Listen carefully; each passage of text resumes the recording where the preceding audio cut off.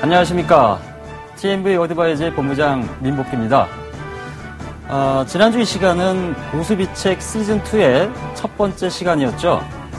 그 첫 번째 시간에 지금 늘어나고 있는 가계부채의 증가 규모와 가계부채의 발생 원인, 그리고 가계부채를 바라보는 인식의 흐름들과 갖가지 상환 방법에 대해서 전반적으로 살펴보았는데요. 오늘 이 시간은 부채 유형별 해결 방법은 무엇이 있는지, 그리고 어떻게 하면 가장 합리적으로 부채를 관리할 수 있는지에 대해서 사례를 중심으로 살펴보겠습니다.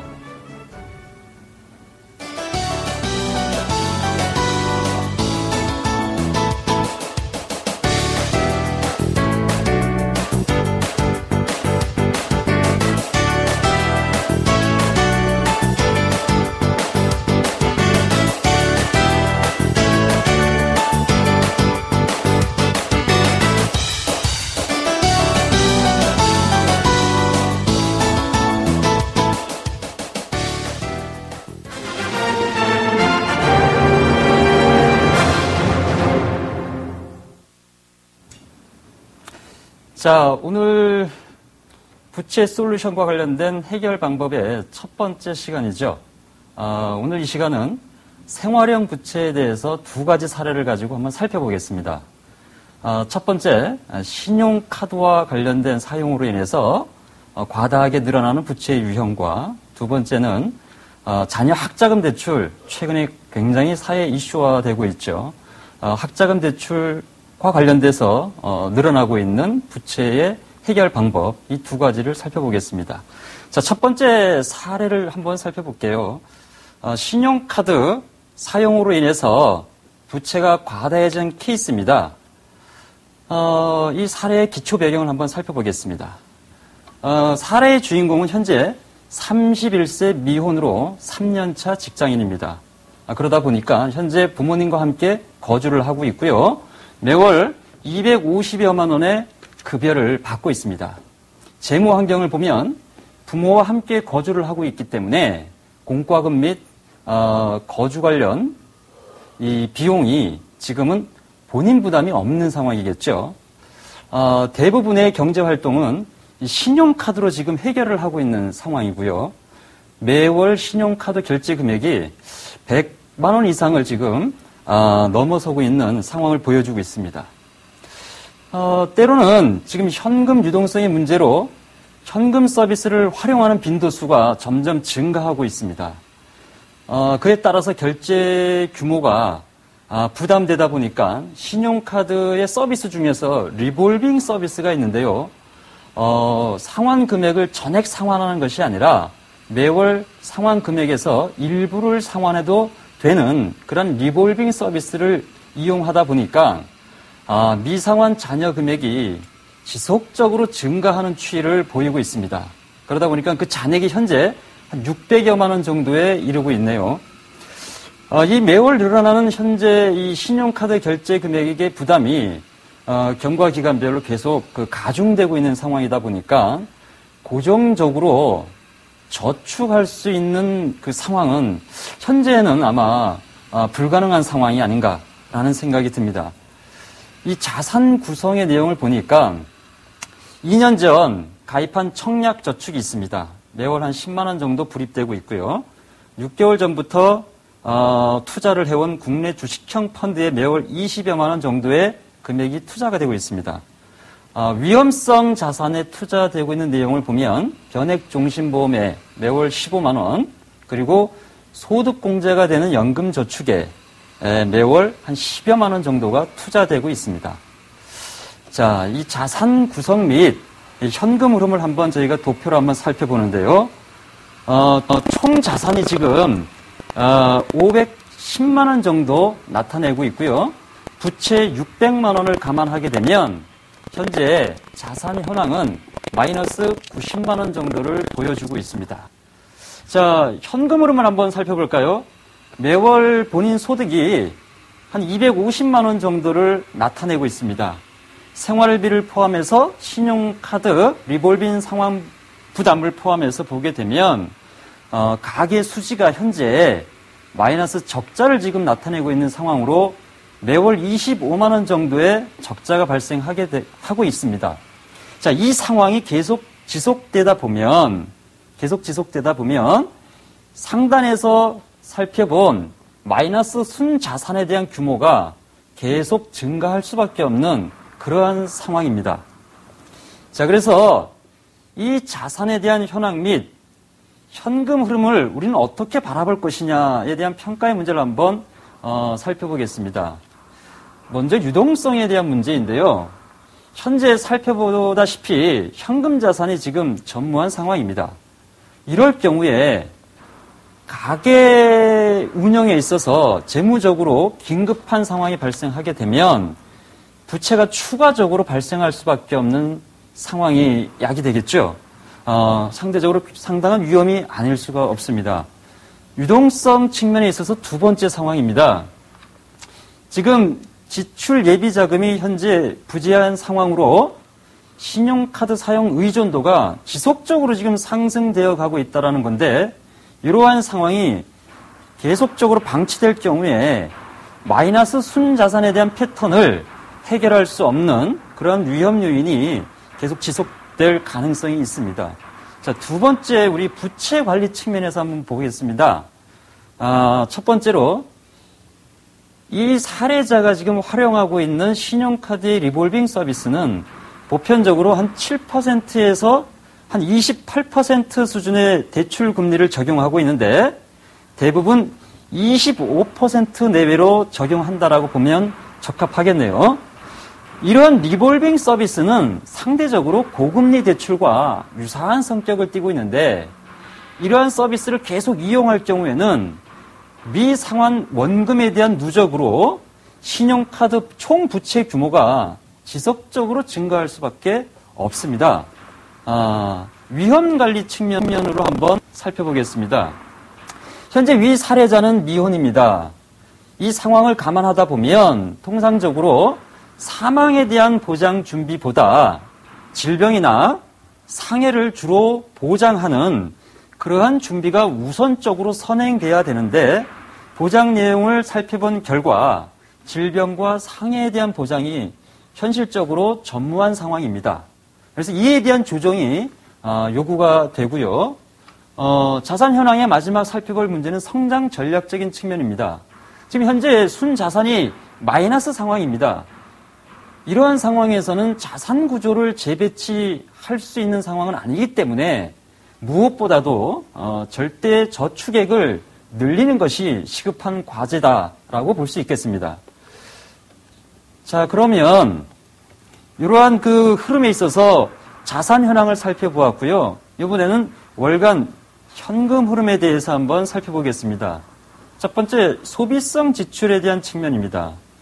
자, 지금 현재 살펴본 바처럼 가계 적자가 발생하는 상황이기 때문에 무엇보다도 소비성 지출을 구성하고 있는 지출의 항목들의 조정이 불가피합니다.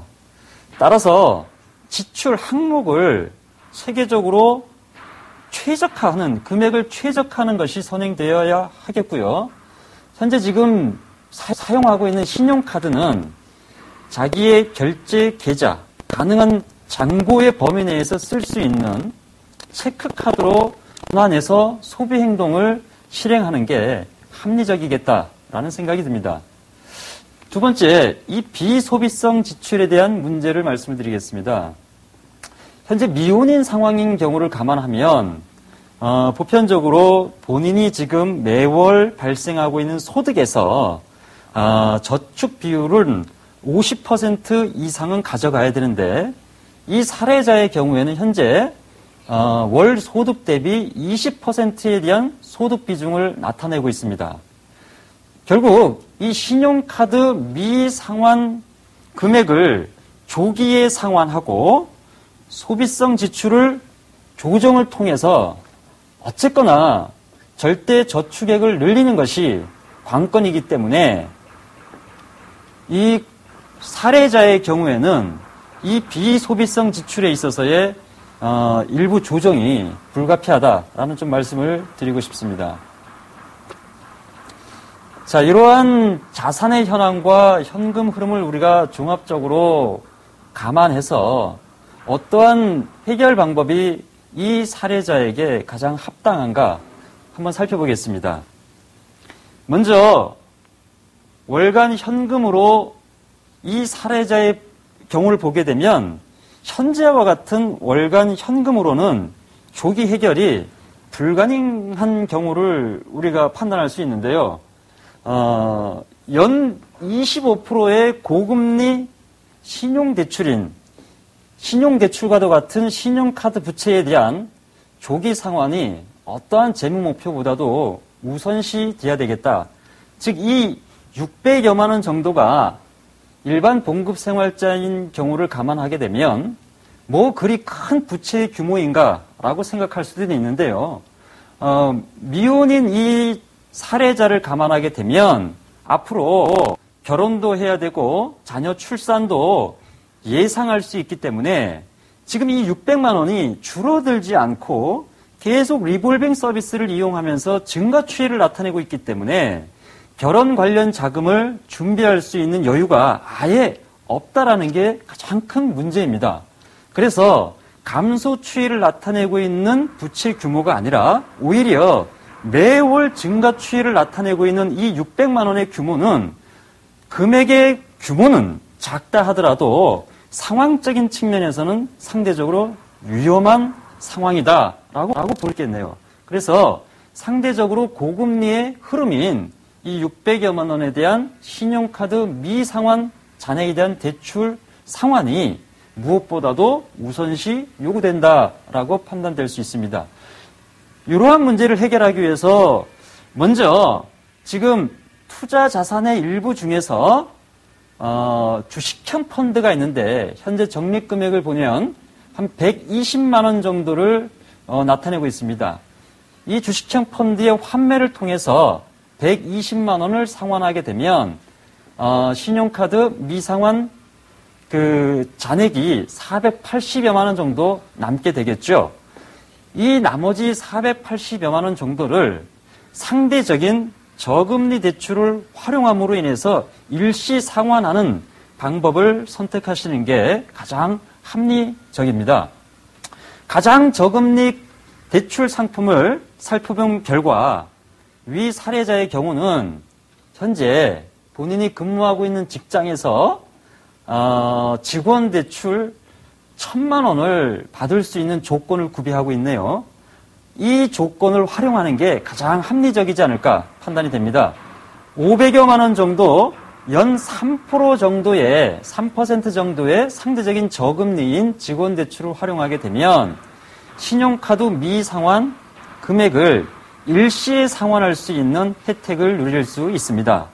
자, 그러면 매월 40여만 원 정도의 직원 대출 상환 비용만 부담하게 되면 향후 1년 내에는 모든 부채를 청산할 수 있는 그러한 재무 환경을 만들 수 있다라는 얘기죠. 자, 이렇게 될 경우에 우리가 자산 및 현금 흐름 조정 전의 그 현황과 조정 후의 현황을 한번 비교해서 한번 살펴보겠습니다. 자, 한번 보시게 되면 자산 현황이 총 자산은 390여만 원, 그다음에 대출 480만 원. 물론 조정 전에 순자산 마이너스 90만 원의 현황과 동일한 마이너스 90만 원을 나타내고 있지만 이 마이너스 순자산 90만 원의 성격은 완전히 틀리다라는 거죠. 조정 후에는 증가 추이가 아닌 경과 기간별로 감소할 수 있는 순자산이라는 개념이죠. 조정 전에는 매월 순자산의 마이너스 순자산의 규모가 증가하는 그러한 성격을 띠고 있었지만 상대적으로 저금리 대출인 직원 대출을 활용해서 일시 상환할 경우에는 이 마이너스 90만 원의 성격은 매월 경과기간별로 감소하는 성격을 띠게 되겠다라는 얘기입니다. 아울러 현금 흐름을 한번 보시게 되면 소득은 250만 원 동일한데요. 동일한데 우리가 지출의 내역을 보게 되면 조정 전과는 완전히 다른 패턴을 나타내고 있습니다. 예를 들면 생활비는 85만 원 정도로 총액을 조정을 했고요. 150만 원 정도에 가까웠던 조정 전의 부채 상환 금액이 40여만 원으로 대폭 인하가 됐다라는 겁니다. 거기에서 산출된 투자 여력이 보시다시피 CMA, 정기적금, 주식형 펀드, 그리고 연금저축펀드, 실손 의료비 보험 등 단기와 그리고 중기와 그 다음에 장기적인 재무 이벤트를 소화해낼 수 있는 투자 자산에 고르게 분포돼서 보여주고 있습니다. 이러다 보니까 마이너스 25만 원 정도 매월 산출됐던 가계 수지의 적자가 이제는 250만 원 정도의 소득의 범위 내에서 투자 자산을 반영했음에도 불구하고 부채 상환 부담을 110여만 원 정도 경감했기 때문에 경과기간별로 저축의 적립금액은 늘려가고 현재 마이너스 90여만 원을 나타내고 있는 순자산은 경과기간별로 감소시킬 수 있는 그러한 효과를 보여주고 있습니다. 자, 앞서 말씀드렸듯이 위 사례자는 현재 31세의 미혼입니다.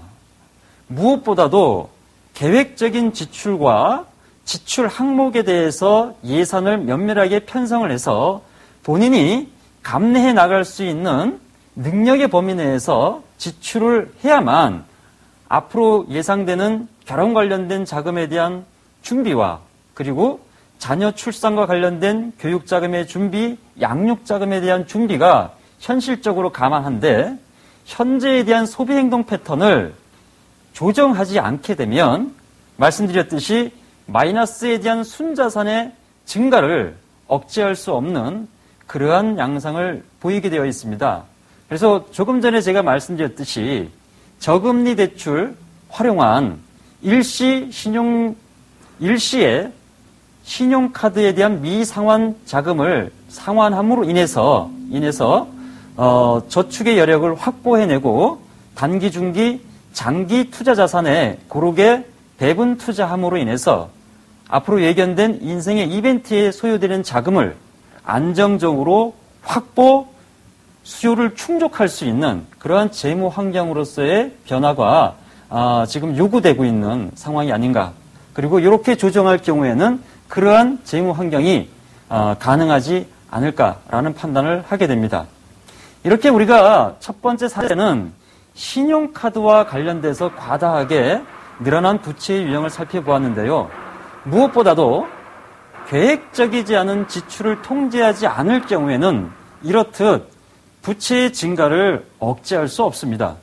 이번 달에 내가 신용카드로 얼마를 지출했는지, 그리고 다음 달에 내가 신용카드의 결제 금액을 얼마를 감당해야 되는지 이를 예측할 수 없고 모르는 상황에서는 부채의 증가 규모를 통제할 수 없다는 것을 명심하시고 신용카드를 사용하더라도 계획에 의해서 사용하는 것이 바람직하다라는 말씀을 드립니다.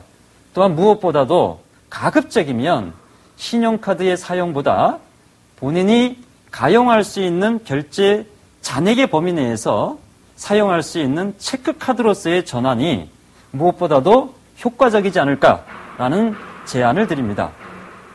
자, 첫 번째 사례는 신용카드의 사용으로 인해서 늘어난 과다한 부채의 유형을 살펴보았는데요.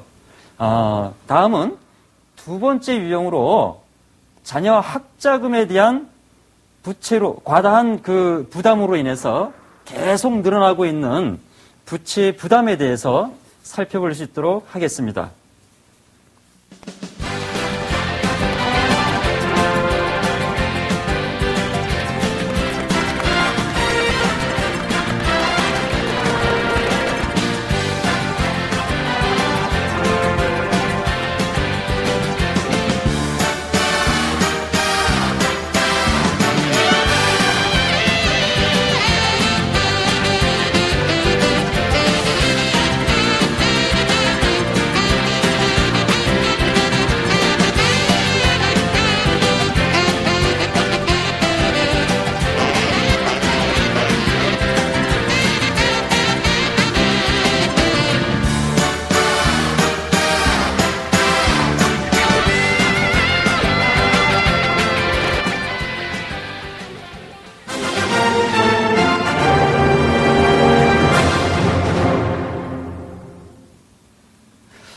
네, 자녀 학자금으로 인해서 부채가 과다해진 케이스인데요. 마침 오늘 또 대학 수학능력 시험이 있는 날이네요. 합격 통지서를 받음과 동시에 부모들에게는 아마 가장 먼저 떠오르는 부담이 대학 입학 등록금을 어떻게 만들어낼까라는 고민일 겁니다. 이름하여 우리나라는 이제 대학 등록금 1,000만 원 시대를 예고하고 있습니다. 연일 반값 등록금과 관련된 뉴스가 보도되고 있는데요. 오늘 시험을 마친 수험생들의 부모들은 아마 이런 부담에서 자유로울 수는 없을 것 같습니다. 그 사례를 한번 살펴보겠습니다. 이 사례의 주인공은 현재 51세입니다. 현재 25년간 경찰 공무원으로 재직 중에 있고요. 외벌입니다. 자녀가 3명인데 현재 대학생 자녀 2명 그리고 고등학생 자녀 1명을 두고 있습니다. 재무 환경을 한번 살펴보겠습니다. 현재 양천구에 현 시세 6억 원의 아파트를 소유하고 있는데 이건 투자형 부동산이 아니라 거주용 부동산, 즉 사용자산입니다. 이 사용자산 아파트에는 현재 담보대출금 1억 원이 설정되어 있고요. 중요한 사항은 현재 지금은 거치 기간이지만 그래서 이자만 상환하게 되면 이자만 상환하기 때문에 부담을 줄일 수는 있었는데 이제 조만간 이 거치 기간이 종료되면서 원리금 상환을 해야 되는, 즉 상환 부담이 상대적으로 늘어나는 그런 시기가 도래하게 되겠죠. 이 대학생 2 자녀를 두고 있기 때문에 현재 학자금 대출을 살펴보게 되면 현재 총 4,200만 원 정도의 학자금 대출 잔액이 남아 있고요. 고등학생 2학년인 아들이 향후에 대학교를 입학하게 될 경우에 학자금 관련된 부채 규모가 상대적으로 증가할 것은 명확한 사실인 것 같습니다. 지금도 역시 이 2 자녀가 학자금 대출에 의존만 하고 있는 상황이거든요. 그런데 더구나 첫째 딸이 지금 대학교 4학년인데 지금 대학원 입학을 목표로 하고 있습니다. 근데 부모님들에게 석사 과정 1년만큼은 부모님의 경제적인 지원이 필요하지 않겠냐라고 요청하고 있는 상황이라 추가 대출은 어찌할 수 없는 상황인 것 같습니다. 현재 월소득 한 400만 원입니다. 월소득 400만 원인데 이 400만 원으로 매월 나가는 공과금 그리고 생활비 그리고 자녀 교육비에 지원되는 용돈과 여러 가지 생활 비용을 제외하게 되면 사실 저축은 엄두도 못 낼 정도로 빠듯하게 지금 가계를 꾸려나가고 있는 그런 상황입니다. 자, 이런 상황을 종합적으로 한번 살펴보겠습니다. 지금 보통 예금의 한 200여만 원 정도, 경찰 공제의 적립금 한 500여만 원 정도, 그리고 앞서 말씀드린 주거용 부동산 6억 원 정도에서 총 자산이 지금 6억 7천만 원 정도입니다. 부채 내역을 살펴보시게 되면 주거용 부동산에 설정되어 있는 담보대출 금액 1억 원, 그리고 마이너스 신용대출이 있습니다. 300만 원, 학자금 대출 잔액 4,200만 원에서 총 부채가 1억 4,500만 원 정도를 나타내고 있는데요. 현재 순자산은 주거용 부동산이 지금 6억 원이다 보니까 아직 순자산은 지금 마이너스는 아니죠. 그래서 플러스 한 5억 2,500여만 원 정도의 순자산의 규모를 가지고 있죠. 현금 흐름을 한번 보겠습니다. 현금 흐름은 본인 소득 400여만 원으로 현재 생활비 지출, 자녀들의 교육비, 부채 상환 이자, 그리고 여러 가지 용돈 규모, 그 다음에 보장 자산에 대한 보험료, 그리고 경찰 공제 지출되는 금액을 상계 처리해 보면 거의 저축의 여력은 추가로 산출할 수 없는 빠듯한 현금 흐름이라는 것을 우리가 볼 수 있겠습니다. 자, 이 내용을 한번 같이 한번 평가해 보겠습니다. 먼저 유동성 측면입니다. 유동성. 현금 흐름에서 우리가 봤듯이 현금성 자산이 현재 200만 원 수준입니다. 보통 예금 200만 원을 가지고 있는 게 현금 자산의 전부인데요. 현 소득이 지금 400만 원 정도이거든요. 근데 이 400만 원 정도로 매월 빠듯하게 가게를 꾸려나가고 있는 상황을 감안하면 이 200만 원에 대한 현금 유동성은 굉장히 매우 부족한 상황이라고 판단할 수 있습니다. 예를 들어서 가게를 꾸려나가는 이 400만 원의 소득이 일시에 중지되는 만일의 경우가 발생한다거나 급격하게 떨어지는 그러한 감소하는 경우가 발생하게 될 경우에 통상적으로 우리는 긴급 예비자금이라는 명목으로 한 6개월 정도의 400만 원의 생활비를 감내해 나갈 수 있는 현금성 자산은 보유하고 있는 게 보편적인 관례인데요. 그러한 것을 기준으로 봤을 때 현재 현금성 자산이 200만 원이라는 것은 굉장히 부족한 상황이 아닐 수 없습니다. 자, 두 번째 위험관리 측면을 한번 보겠습니다. 현재 우리 이 사례자는 종신보험료에 본인 종신보험료에 지금 22만 원을 지출하고 있는데요. 이 상품 내용을 살펴보니까 실질적으로 지금 지출이 빈번하게 발생하고 있는 질병이나 그 다음에 상해와 관련된 의료비와 관련된 보장은 거의 전무한 상황입니다. 그럴 경우에 이 사망과 관련된 보장 금액에 대한 비중을 조금 더 조정해서 의료 실비와 관련된 보장으로 분산 투자하고 이왕이면 이 사망 보장과 관련된 금액을 상품에 대한 조정을 통해서 또한 역시 보험료 관련 금액을 줄이는 그러한 조정이 필요하지 않을까라는 생각이 듭니다. 근데 성장 전략 측면에서 한번 보겠습니다. 앞서서 우리가 이 위 사례자의 자산 구성을 한번 살펴보았는데요. 총 개인 총 자산에서 지금 거주하고 있는 사용 자산인 아파트와 관련된 그 자산의 규모가 총 자산에서 차지하는 비중이 총 한 90% 정도 가깝습니다. 부동산 자산에 지금 편중돼 있다 보니까 현금 흐름이 굉장히 지금 힘든 상황이죠. 이렇게 부동산에 편중된 현재의 자산 상황으로서는 성장 전략을 만들어가기가 상당히 힘들다. 그래서 뭐 단기, 중기, 장기적으로 투자 자산을 좀 뭔가 만들어내고 여력을 만들어내고 성장 전략의 일환을 도모하기 위해서는 이 편중된 부동산 자산에 대한 구조 조정이 불가피하지 않을까라는 판단을 하게 됩니다. 자, 부채 관리 측면에서 한번 보겠습니다.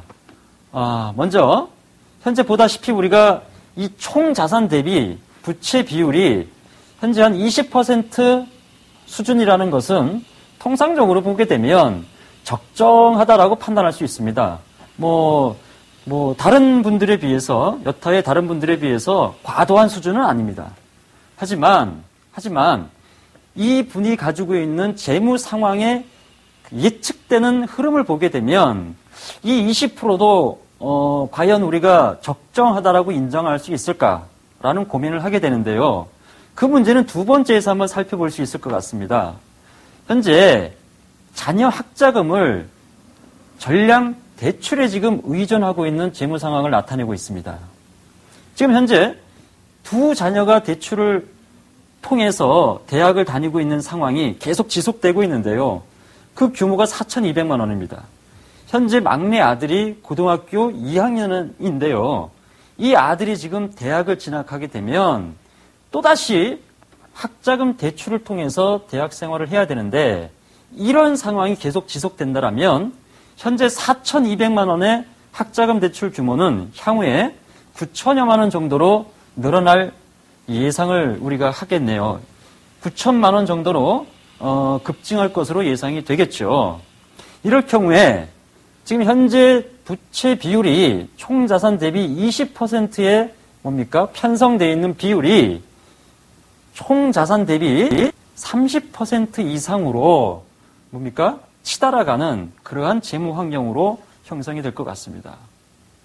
또한 이 담보대출이 지금 1억 원이 있는데 이 1억 원이 원리금 상환으로 전환이 되게 되면 매월 현재 45만 원 정도의 이자를 상환하고 있는 게 원금까지 상환해야 되는 부담이 가중되다 보면 77만 원 정도의 상환 부담이 현금 흐름에 반영이 됩니다. 이 두 가지 사례를 한번 종합적으로 판단해 보시기 바랍니다. 자녀 막내가 대학에 입학해서 또 다른 신규 학자금 대출을 발생을 시키고, 그리고 담보대출의 상환 방법이 거치 기간이 종료됨으로 인해서 이자 상환이 아니라 원리금 상환으로 전환됨으로 인해서 매월 소득에서 상환해야 될 부담의 비중이 30여만 원 이상을 추가 부담해야 되는 상황이 발생하게 되면, 지금 400만 원 소득의 범위 내에서 지출을 지금 하고 있는 가계에 대한 운영이 지금도 빠듯한 상황인데, 고정 저축 여력을 산출할 수 없는 상황인데, 지출에 대한 규모가 증가하게 되면 아마 가계 운영이 마이너스 흐름으로 전환되지 않을까라는 판단이 굉장히 위험한 요인이겠죠. 따라서 현재 지금 총 자산 대비 부채 비율이 20%이기는 하지만 계속 증가할 수 있는 재무 상황이 잔재해 있기 때문에 이 흐름들을 사전에 해결하지 않으면 마이너스 가계 운영 또는 총 부채에 대한 지속적인 상승은 억제할 수 없겠다라는 판단이 섭니다. 그래서 쭉 보시게 되면 요 두 번째와 이 세 번째 항목에 대한 사전 조율이 무엇보다도 요구되고 있습니다. 네 번째 항목은 좀 독특한 상황인데요. 우리가 마이너스 대출하게 되면 상대적으로 고금리 대출에 속하는 상품이죠.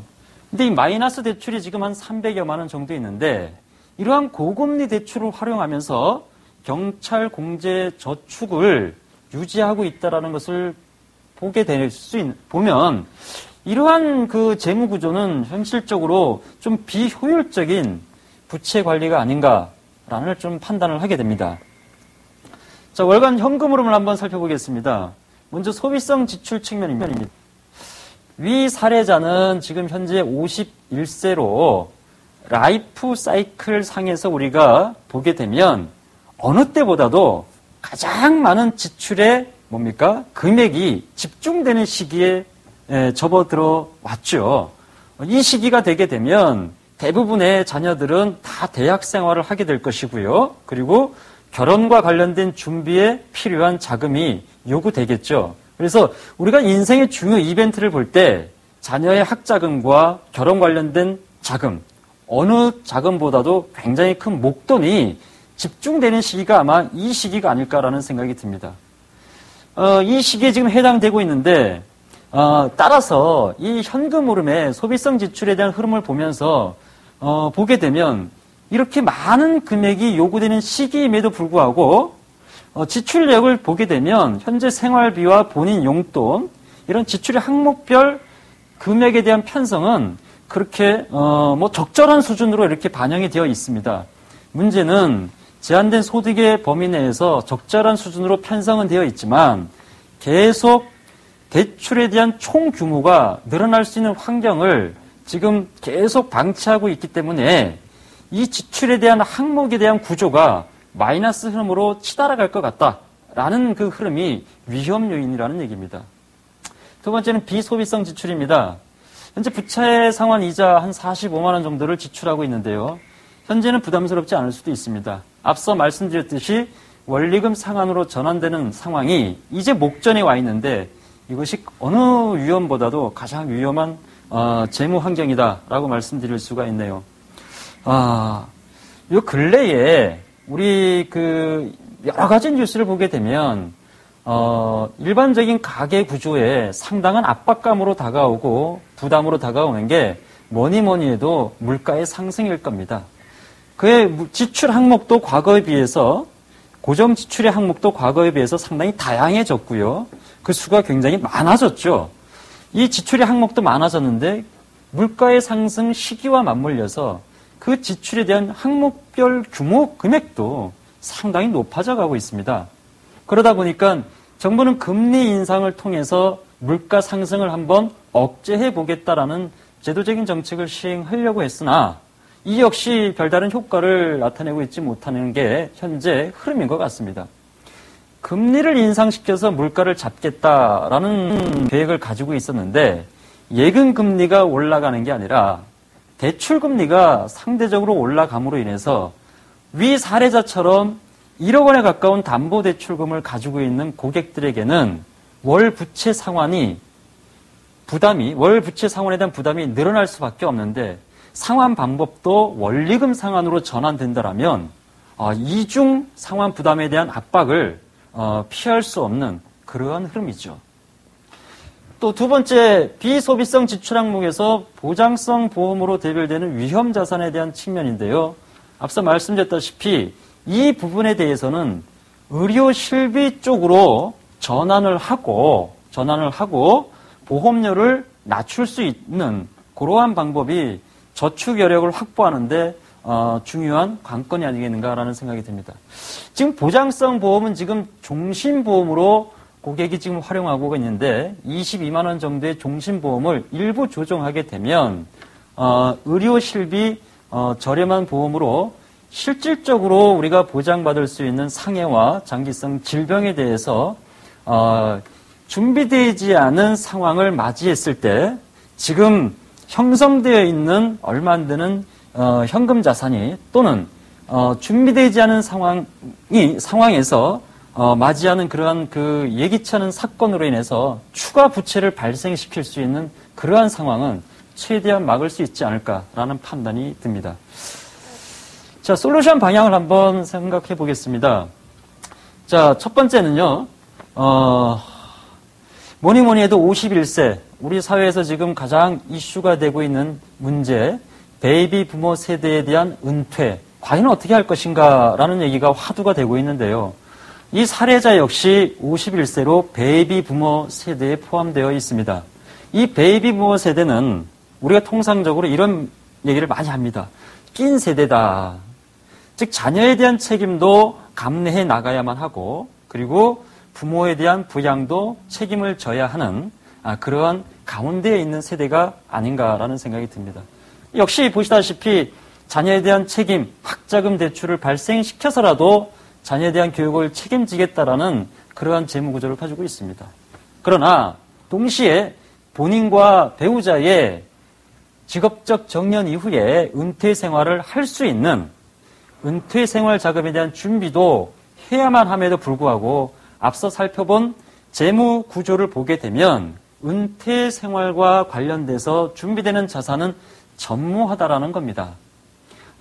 이러한 상황이 지금 방치가 되어 있는데요. 이러한 것들을 전환하기 위해서 부동산 자산의 조정이 불가피하겠다라는 말씀을 결론적으로 드립니다.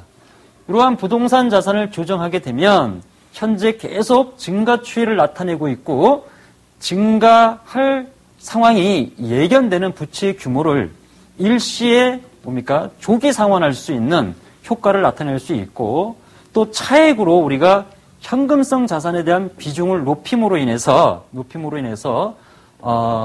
만일의 경우가 발생했을 때 유동성에 대한 리스크는 최대한 방어할 수 있겠다라는 효과를 보일 수 있습니다. 세 번째입니다. 이 부동산 자산은 어떻게 조정하는 게 바람직하느냐라는 문제입니다. 이제 자녀가 지금 대학 4학년과 2학년 그리고 고등학교 2학년을 다니고 있는데요. 지금 두 딸이 지금 대학생이기 때문에 이미 자녀에 대한 경제적인 지원은 하고 있지만 주거에 대한 독립은 한 상태입니다. 그렇다면 현재 살고 있는 대형 평수의 아파트는 사실상 조정을 해도 무방한 그러한 생활 환경에 접어들었다라는 얘기죠.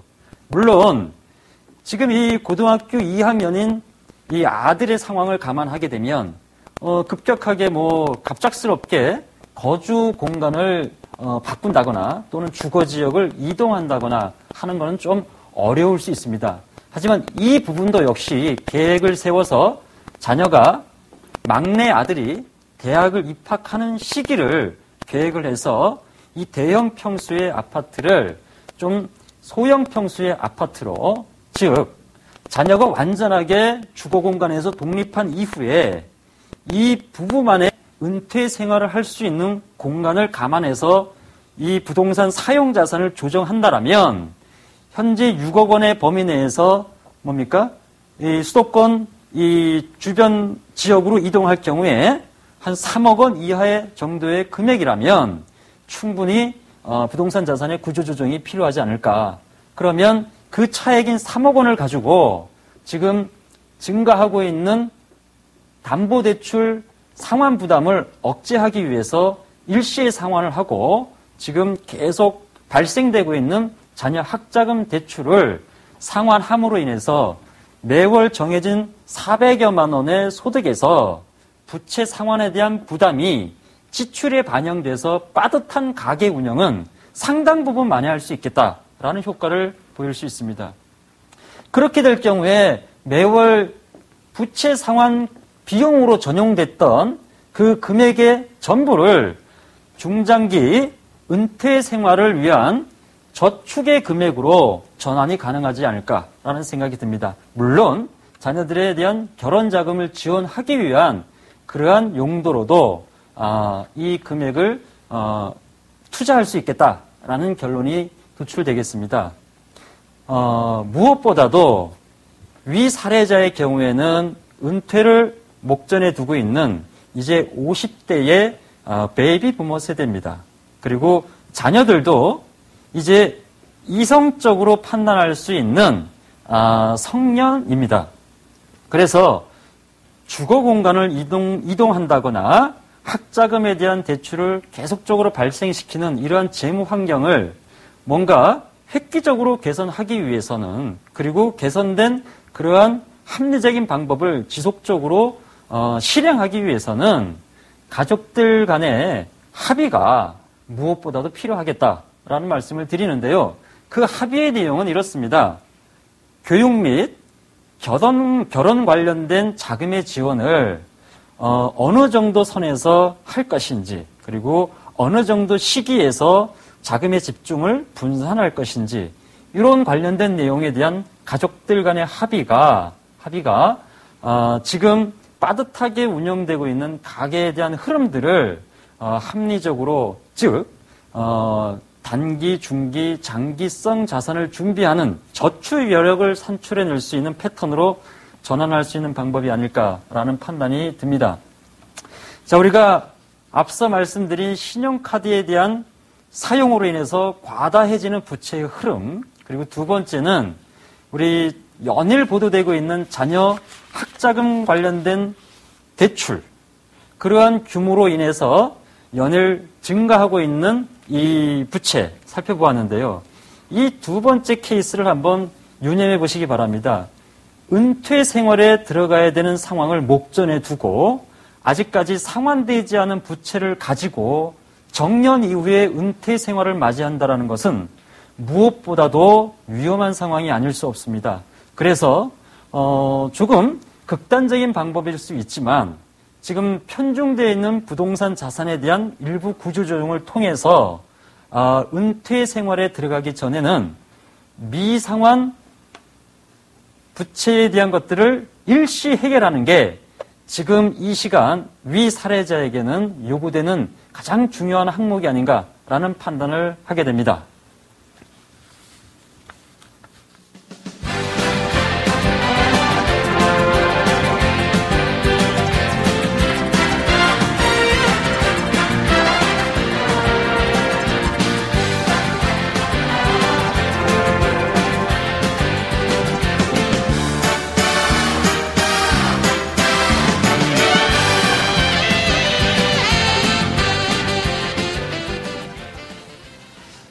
자, 오늘 짧은 시간이지만 우리 두 번째 시간으로서 부채 유형별 솔루션에 대해서 저하고 한번 살펴보았습니다. 무엇보다도 부채라는 것은 모든 사람들에게 부담이 아닐 수 없겠죠. 하지만 이 부담을 조기에 해결할 수 있는 방법, 그것보다도 부채의 부담을 증가시키지 않아도 되는 그러한 현명한 소비 행동 무엇보다도 필요한데요. 첫 번째, 신용카드에 있어서는 계획된 지출이 무엇보다도 필요합니다. 본인이 지출하고 있는 패턴을 이해하지 못하는 소비 행동, 부채를 현명하게 관리하지 못하는 지름길이라고 얘기할 수 있습니다. 그래서 제가 말씀드렸듯이 신용카드의 체크카드로서의 전환, 활용, 무엇보다도 필요하고요. 본인의 소득의 범위 내에서 지출에 대한 패턴을 예산을 세우고 실행에 옮기는 것 중요하겠습니다. 자, 우리 두 번째 사례에서 살펴본 자녀 학자금에 대한 문제, 모든 부모님들의 부담일 텐데요. 이 부담, 짊어지지 않겠다라는 부모 아무도 없습니다. 하지만 여기 두 번째 사례에서 우리가 유념하게 볼 문제는 중장기적으로 우리가 가게를 운영할 때 일부 자산에 극심하게 편중되어 있는 자산 배분은 이렇듯 현금 유동성을 심히 저해함으로 인해서 부채의 증가되는 양상을 초래한다라고 우리가 살펴볼 수 있겠습니다. 어느 때보다도 금리가 상승하고 물가가 상승하고 있고 유가가 상승하고 있고 공공 서비스 요금이 인상을 목전에 두고 있습니다. 어느 것 하나 우리 모든 사람들의 가게 운영에 부담되지 않는 항목은 없는데요. 이럴 때일수록 본인의 소득의 범위 내에서 현명한 지출이 무엇이고 그 지출의 규모는 어느 선에서 통제를 해야 되지 하는 그러한 기준이 개인에게 요구되고 있는 시점이라고 볼 수 있습니다. 자, 오늘은 그 부채 솔루션의 첫 번째 시간이었습니다.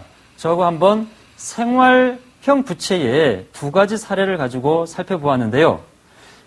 우리 다음번 시간에는, 즉 다음 주 이 시간에는 생활형 부채의 두 번째 시간으로 자동차 할부와 관련돼서 급격하게 늘어나고 있는 부채와 그리고 많은 사람들이 지금 고민하고 있는 본인 소득 대비 과도하게 지출되고 있는 보험료의 부담 때문에 저축을 하지 못하고 부채 상환에 대한 비용이 가중되는 것이 방치되어 있는 그러한 사례를 중심으로 해서 우리 고수비책 이 실전 고수비책 2 시간의 두 번째 시간을 한번 마련해 보도록 하겠습니다.